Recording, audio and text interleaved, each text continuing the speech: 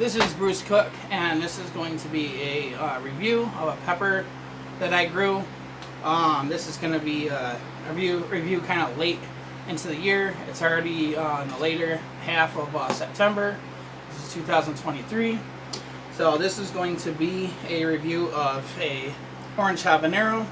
So these habaneros are coming late because these are one of the last pepper varieties that I started growing this year.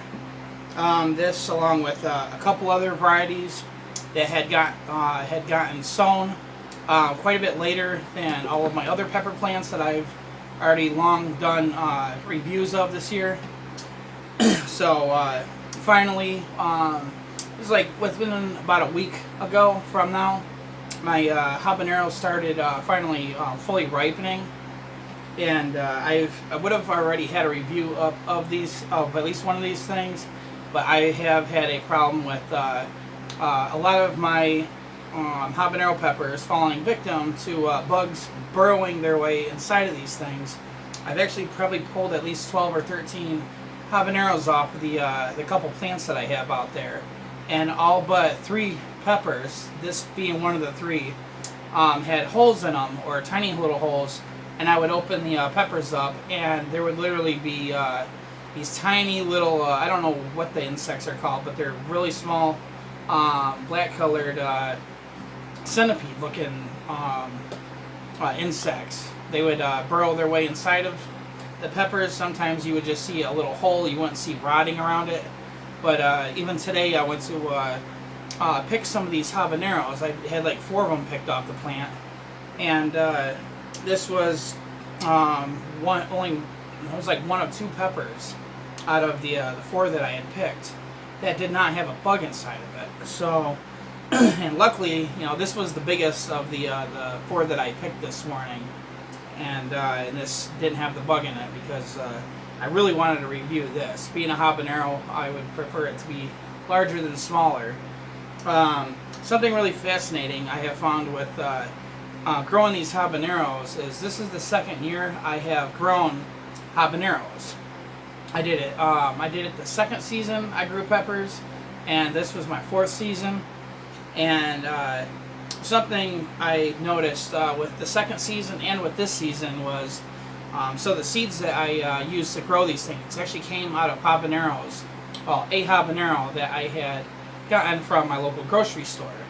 And those habaneros have always been on average a darker orange color than what mine has turned out to be, despite the fact that they've come from essentially the same peppers.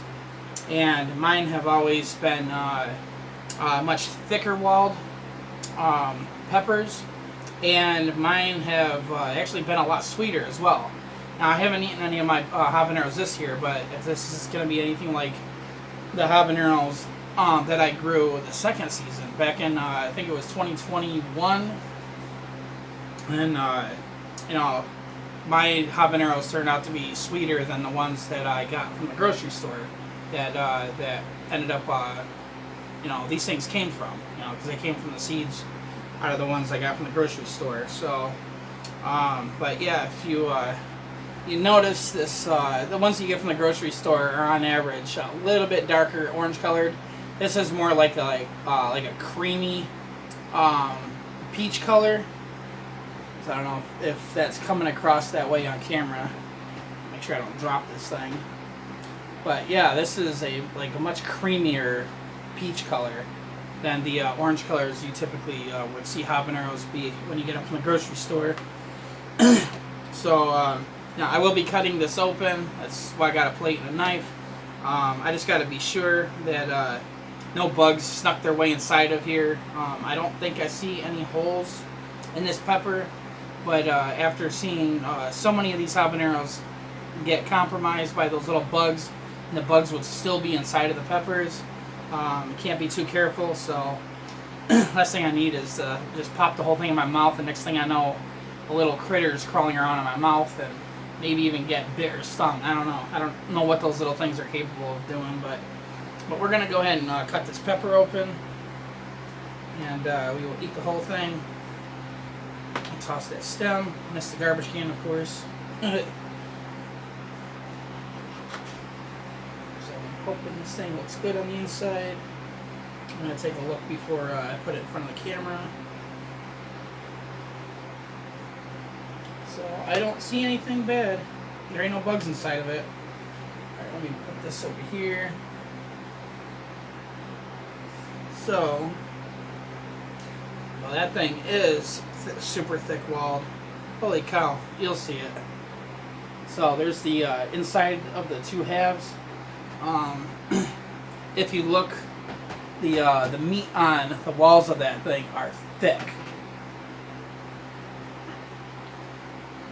So, and of course you can see this thing's glistening with oil. I mean, I guess it's a big deal to some people. I mean, most of the peppers you're going to see are going to be glistening with oil anyways, but these things smell so good. This is a pretty big pepper too. See if I can get this held together without dropping it. But you see, in comparison to the palm of my hand, a pretty big pepper. This is quite a bit bigger than the pepper that I remember choosing the seeds from that I got from the grocery store. I did pick a big pepper out of all the habaneros that I had grabbed. I think I was making homemade hot sauces or homemade hot sauce when I had gotten those habaneros, and I ended up grabbing probably the biggest one I found out of the bunch that I got from the store to get seeds from. You know, because I would prefer the phenotypes to end up being bigger with peppers like this. But and that always pays off. But anyways, we're gonna try this and let you know what I think. So I'm probably gonna have to eat this in a couple bites. So I don't think I can fit that whole thing in my mouth. But here we go.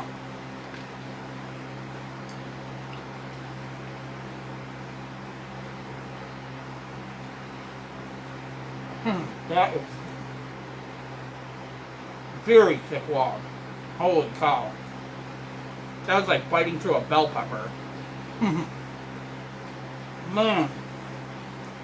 Boy, that pepper is thick.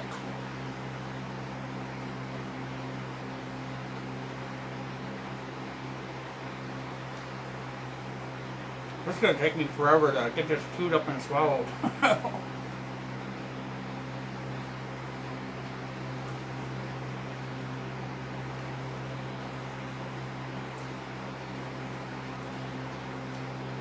Well, I'm already getting hit with heat.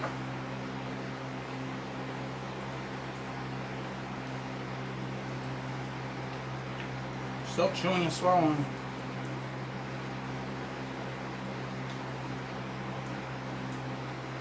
Alright, I got almost all of it swallowed. Boy, that thing is attacking my tongue. You know, I had super hots that didn't burn my mouth this quick. Holy cow. It's got the underside and side of my tongues already about a 2 out of 10 already. And I just hiccuped over a habanero. Let me grab my paper towels. The freaking habaneros give me hiccups. I just hate. Hang on. Got my nose running, my eyes watering. I just ate a Lucifer lemon on live stream from Johnny Small Pepper a few nights ago, and that didn't have me hiccuping. Yeah. I would say this habanero was burning my tongue, the underside of my tongue, as much as that Lucifer lemon was. My tolerance might be down a little bit right now, because I honestly have not eaten any whole pods since I did that live stream a few nights ago. I mean, I'm still eating, super hot stuff in my food every day, but as far as eating peppers, the last one was on that live stream with Johnny Small Pepper. So I'm getting chest burn right now. I almost think I feel like I got endorphins kicking in. I'm starting to get lightheaded and bubbly over a habanero. Imagine that. So the heat in my mouth has actually already dropped. That could be because the endorphins kicking in. Yes, I'm definitely getting an endorphin rush right now. That is so weird. All this over a habanero. So the heat is down to a 1 right now. Already that quick. So I did get a little bit of sweetness. I think I remember a couple seasons ago, the sweetness I experienced from my own homegrown habaneros. They're a little bit sweeter. It was super fruity. When you get that, typically with these orange habaneros anyways, you'll get a lot of fruitiness. That thing was super fruity. Very juicy. Like I said, extremely thick-walled. So, I'll tell you, I've never gotten cap cramps from habaneros before. At least not orange ones. So, I just ate that on an almost empty stomach. I did have supper, but it was one little tiny piece of chicken. Probably had not much more meat on it than maybe a large chicken wing or a drumstick. But hopefully I don't. I don't have any milk or anything to drink, to cover this up. But I didn't think I was going to need anything for prep over a habanero. Now I have had red habaneros.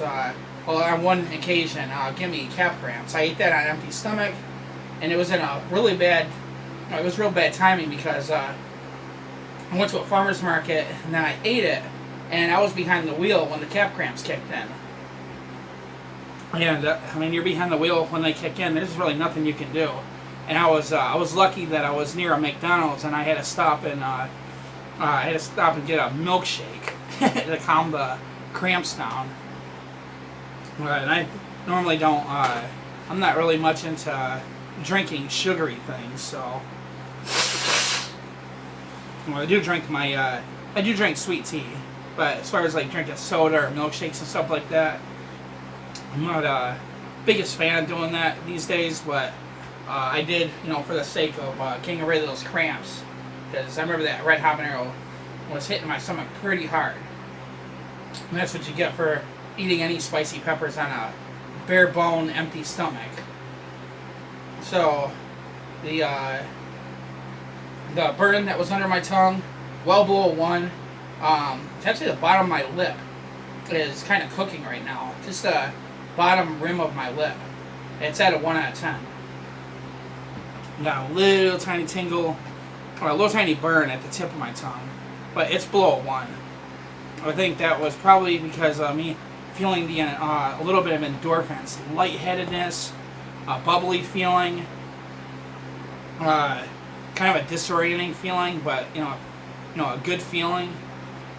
So I'm pretty sure those are endorphins because there was once upon a time I did have a certain addiction, so I am very familiar with what endorphin rushes feel like. And when I say I have an endorphin rush from eating a pepper, that's the exact feeling that I'm getting. So that's why I'm pretty sure that's what I'm experiencing with these peppers, the endorphins. So, and usually when they kick in, the heat in my mouth drops very quickly. Like usually I'll drop all the way down to a 1 or below when they kick in. So, yeah, it was pretty impressive. Orange habanero to get me to a 2 out of 10. Didn't last very long, but I'm surprised that I got hiccups over that. So I know back when I used to do challenges growing up, or at least when I was a teenager and in my 20s, way before I got into super hots, anytime I got habaneros from the grocery store to bring to school or do challenges with my friends, I used to always get hiccups with them. Well, I'm shocked that these days, it's got me salivating quite a bit too. I'm shocked that these days, with my tolerance as high as it is, that that a habanero could still have that effect on me. But the burn on my tongue is almost completely gone. It was even less than it was before. But the funny thing is though, I'm still getting that little burn in the bottom rim of my lower lip. But feels like the heat migrated to my top lip now, which I wasn't getting when I said that I had it on my bottom lip at first. So I'm getting a little bit of tingling, a slight burn on my my top lip. So I still feel like my nose is running. But anyways, that's my review. So I still have my Ricardo Aji Largo peppers to review. I do have peppers on the plants right now, but they're still green. They haven't begun to ripen into their final colors just yet. But I'll have a review up of one of those as soon as they come along and they start ripening. So that's going to be interesting because I've never had one of those peppers before. In fact, I never even heard of them until Philip Emery had sent me the seeds of those things. So, but anyways, yeah, there you go. There's my review of my own homegrown orange habaneros.